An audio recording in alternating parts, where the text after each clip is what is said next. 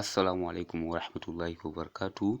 ‘Yan uwana na intanet, barkamu da sake kasancewa a cikin wannan sabon bidiyon. Kamar kullum, sunana Tsaha Aminu Chindo, ina yi muku fatan alkhairi. Insha Allahu a bidiyon mu na yau zan nuna muku yanda za ku gane, yanda za ku shiga ku kalla hotunan kowa, ko da ko mutum ya sa wa wayar shi passport, za ka iya shiga ka kalla hoto, ka kalla bidiyo, ka kalla application, ka yi chatting, ka yi duk wani abun da ya dace, kuma ba tare da ka yi installing na wani application ba, kuma ba tare da ka kunna data ba. Sai ku biyo mu a bidiyon daga farko har ƙarshe. Yanzu kamar yadda kuke gani, ga wani application na photos, zan ba ku misali da application 2 zuwa 3. Wannan application na photos da kuke gani a nan gurin, na sa wa wannan application ɗin passport. So idan wannan wayan ba nawa bane, ina so na karɓa, ina so na duba abubuwan da suke ciki, hoto ne, bidiyo ne, waka ne da dai sauransu. Idan ina son duba ya za a yi, ban san thumbprint ɗin ba, kuma ban san pattern ɗin ba, kuma ni dai na matsu in duba wannan abun. Wannan uba zai iya amfani ta wannan hanya don ya yi tarbiyyar ɗan shi. Ta yiwu ɗanka ya zo ya sa ma wayar shi passport, kowane application ko ina ya sa wa wayar shi passport, kai kuma ka zo kana son ka shiga wannan wajen ka duba abubuwan da yake gani a wayansa, application ne, bidiyo ne, waƙoƙi ne, abubuwan shi ne, kana so ka duba dai. Duk inda ka shiga, ka je photos ka ga ya sa wa passport, ka zo files ka ga ya sa passport, kuma kai kana so ka yi amfani da wannan hanya ka duba me yasa ya sa wa wannan wayar shi passport. Sannan 'yan sanda ma za su yi amfani da wannan hanya ɗin don zai taimake su matuƙa a wajen aikinsu. So da fari dai za ku shiga browser ku, kowane irin browser kake amfani da shi, wannan process ɗin zai yi aiki da yardan Allah. So ni na fi recommending Chrome, don Chrome ta fi daɗin aiki. Sannan masu iPhone, duk da ma cewa ban jarraba ba iPhone, amma ina da yakinin idan kun jarraba wannan abun zai yi successful a iPhone. So abun dai da za ku yi dai, farko za ku nemi browser ku mai kyau sai ku shige ta. So ni na fi recommending Chrome, sai ku zo ku shiga Chrome. So bayan kun shiga Chrome, kamar yadda kuke gani ma data na ba a kunne yake ba, kuma in za ku lura a nan sama gashi nan a rubuta no internet connection.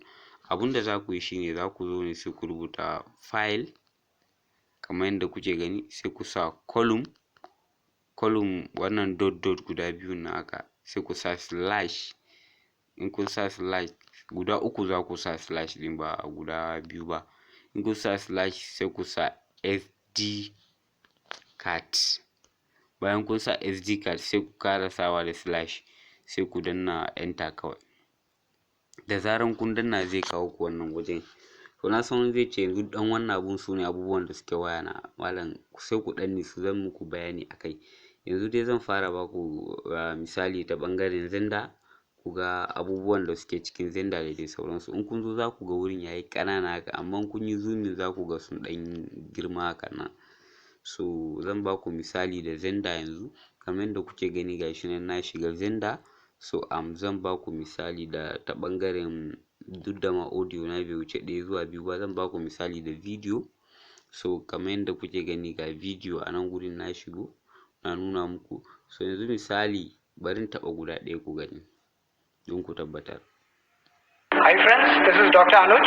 I'm a cardiologist working at a lot of hospitals. Gashi nan bidiyo yana yi. So duk bidiyon da kuka taba, insha Allah za ku ga bidiyon nan ya buɗu, kuma kuna ji, kuma yana amfani. Idan kun taba bidiyo zai nuna muku wannan waje, sai ku taba alaman play da kuke gani a screen naku. Bishiyar da ake ce mata tafasa. So kamar yadda kuke gani gashi nan, za ka iya zoomin nashi, kuma za ka iya rage mishi volume ta hanyar taba wannan alama ta mute, ta alaman icon na volume nan da kuma ka gano tana shi ne na farko. Duk wannan ta ɓangaren bidiyo kenan. Kun ga za ku iya ganin duk wani bidiyon da yake wayan shi, ko downloading yayi. Yanzu kun ga gashi na nuna min vidmate. Idan akwai bidiyoyin da nayi downloading a vidmate, za ku gan su a nan gurin gaba ɗaya. So su ma zan iya taɓa su in gani duk gaba ɗaya.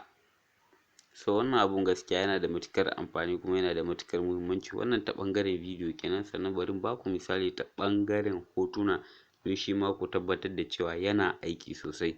So abun da za ku yi, kar ku danne. In kun danne za ku ga ya fito muku da abun da ya fito min da shi yanzu, kamar yadda kuke gani. Just kawai taɓa shi za ku yi a hankali, za ku ga ya buɗu. Kun ga ta ɓangaren hotuna nan da kuke gani a nan gurin. Yanzu misali ta ɓangaren hotunan nan, bari in buɗe shi ma nuna muku. Yawwa, yanzu kun ga wannan hotunan mu ne da ɗan takarar memban Jalingo 1 na jihar Taraba, Alhaji Umar Adamu Sarki. So kun gani bari in sake taɓa wani hoto don ku tabbatar da cewa wannan abun yana aiki sosai. Sannan ga hotona da wani abokina, so ga sunan dai kamar yadda kuke gani, ga hotunan da wannan abokanayen mu. So duk za ku bi ku tattaɓa hotunan gaba ɗaya za ku kalla zai na nuna muku. Yanzu kun ga wani hotona da injiniya Mustapha Abu na jihar Kano. So ga hotunan dai na nunnuna muku, sannan ta ɓangaren application ga su nan. So yanzu no need na ce zan shiga wani application tunda ba wani amfani da app ɗin ba zan yi. Ni dai na ba ku misali akan hotuna da video da kuma saura audio. Ku ɗan gafarce ni, bari in sa muku duk da ma cewa ban da wani audio kirki a wayan, amma bari in ba ku misali da shi ma ku tabbatar. So kamar yadda kuke gani gashi nan na taɓa shi ma zan danna wannan alama ta play ɗin. أضفيت على الحسن العبقى فالورد تضوع واعتنقا. So kun ga waɗannan abubuwa sun ishe ku don ku tabbatar da cewa wannan process ɗin yana aiki. Na san za ku ji daɗin wannan abun, kuma abun bai da wani wahala. Just kawai kun shigo browser ku, kowane irin browser ne, ko ma kana amfani da Firefox ne, shi ma zai maka da yardan Allah. So masu iPhone sai kuma ku je ku jarraba, duk da cewa ban gwada ba iPhone, amma ina da yakinin zai yi 100%.